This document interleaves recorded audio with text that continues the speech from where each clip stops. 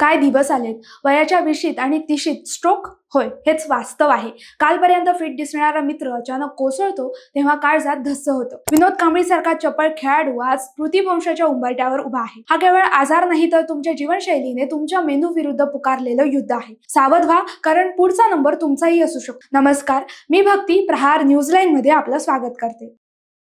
भारतात ब्रेन स्ट्रोकचा आकडा सध्या थक्क करणारा आहे. आकडेवारी सांगते की दर 20 सेकंदाला भारतीयाला स्ट्रोक येतोय. दरवर्षी 15 ते 18 लाख नवे रुग्ण.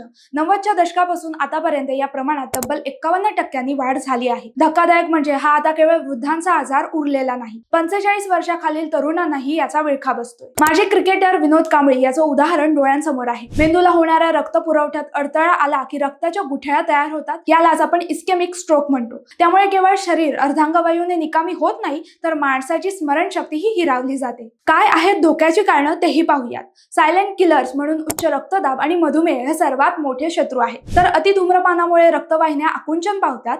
तसंच कॉर्पोरेट लाईफ मधील स्ट्रेस आणि हवेतील घातक वायू मेंदूला कमकुवत करत आहेत. त्यातच स्ट्रोक आल्यावर केवळ 1% भारतीयांनाच वेळेत उपचार मिळतात.